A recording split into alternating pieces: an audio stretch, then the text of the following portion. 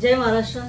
आमच्या मीरा भाईंदर शहरामध्ये जेव्हापासून नगरसेवक बसलेत 3 महासभा झाल्या आणि तिन्ही महासभामध्ये चर्चेतला विषय म्हणजे पत्रकारांनी लाईव्ह व्हिडिओ बनवायचे नाहीत, महासभाचे तुम्ही कव्हर करू शकत नाही, अशा प्रकारचा जो वाद पत्रकार आणि महापौर यांच्यामध्ये जो सुरू आहे.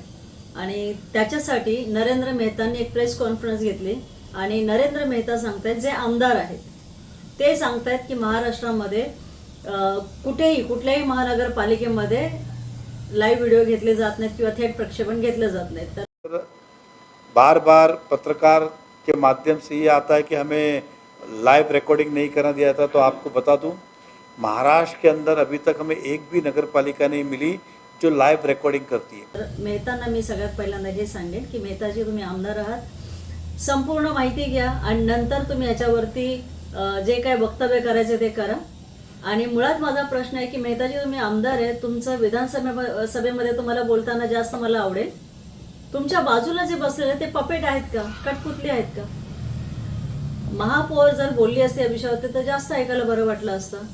आणि भाजपचे जे गटनेते आहेत हसमुख गेहलोत, त्यांनी मस्त महानगरपालिकेमध्ये चालताना वगैरे असा व्हिडिओ टाकलाय जो प्रसार माध्यमांमध्ये आजकाल बऱ्याच चर्चेमध्ये आहे.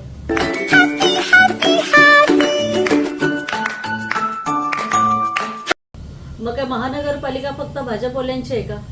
त्यांनी खरेदी केलेली आहे का?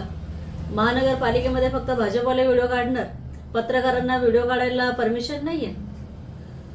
म्हणजे याच्यावरती बसा, पत्रकारांबरोबर संवाद साधा, रजिस्टर्ड पत्रकार जे असतील, ज्यांच्याकडे लायसन आहे, अशा पत्रकारांशी तुम्ही बोला. आणि आम्हाला आवडेल महासभेमध्ये जे काय चालू आहे त्याचं प्रक्षेपण बघायला, आम्हाला आवडेल, कारण ते शेवटी आमच्या न्याय हक्कांसाठी ती महासभा बसते ना. नाही. त्यामुळे मला असं वाटतंय की जे महापौर बसलेली आहे त्या महापौरने पत्रकारांशी संवाद साधावा आणि ह्या विषयावरती जर कोण बोलेल तर ते महापौर बोलेल आणि मराठीत. अरे मैं क्या बताऊं मैं. धन्यवाद.